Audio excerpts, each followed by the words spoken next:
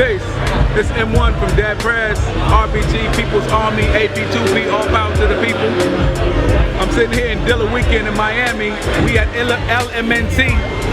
And the first time I remember hearing about Dilla was Tribe Called Quest, the Ummah. So, Q-Tip, who's a very good friend of mine, was also accommodating to another figure of mine named Common, Rashid, as I know him from college.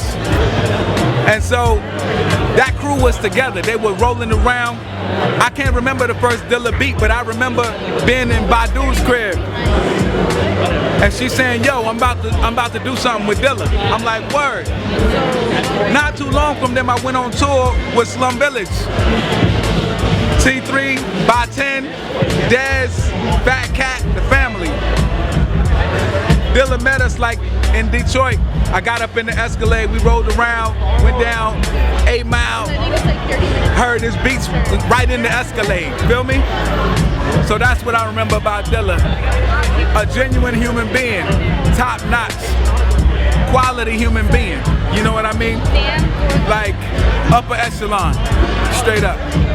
Salute. Because my first time I heard of J Dilla is when he died, which was amazing, you know, because it's like, I'm a hip hop dude, I thought I was all up on everything about hip hop, but the first time I heard about him was when he died. And I went back and I listened to all these records that was like my favorite records, from the Tribe to the Donuts album. I'm like, oh my God, this kid was a fucking genius, you know what I mean? What can you say? The kid was a fucking genius, bro. A genius. That was 99, 2000. It was after Uptown Saturday Night. Profile sold to Arista for 11 mil. We got over there. Clive was leaving. His A&R, Keith Nathalie, was appointed to us initially, and he couldn't really dance at that time because he had to handle what was going on with Clive. So we was appointed Trevor.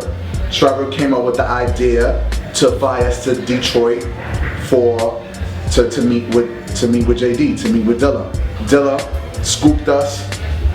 Chunky Rover, Open Aura, his archives, his essence, his energy, everything was in the room that day. I met Mon Dukes that day as well. I saw T3 2 nights ago, and he was telling me that he was upstairs actually when we were down.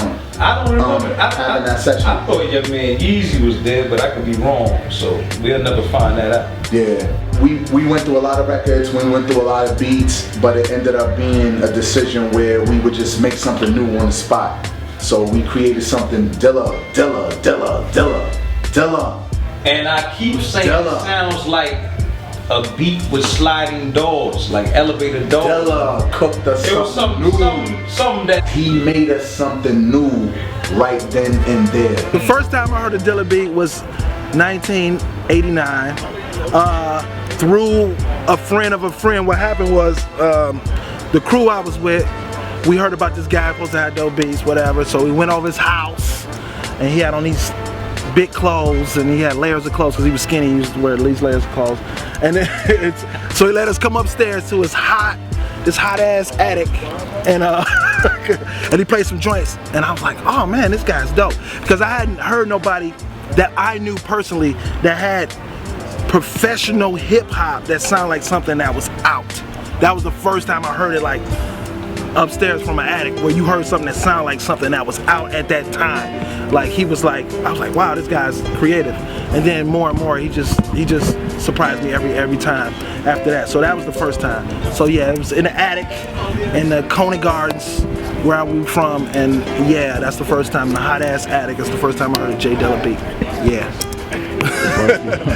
First time I heard a J Dilla beat was 1992. I want to say it was Studio, probably. Yeah, at Hoop Studios, and then it was in the kitchen too, because we had a studio in the kitchen. So it was in the living room. So it was a couple of places where I heard. I want to say it was like, Is It the Magic or The Man? One of them records that nobody probably ever heard. Yeah, it ain't even on the internet. Okay, that was like the Slum demo that got him signed. So yeah, that was the first time I heard Dilla.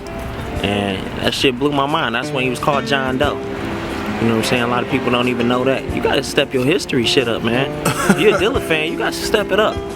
There's some shit out here for you. Yes, it's John Doe, then it's JD, then it's J Dilla. So Slum Village as are in the era of John Doe and JD. He didn't become J Dilla until after, when he started doing Welcome to Detroit. Welcome to Detroit is when he became J Dilla. Is when he changed his name to J Dilla. So all that pre-stuff is JD. So we try to give people the history of JD. You know what I'm saying? Because they don't really know a lot about JD.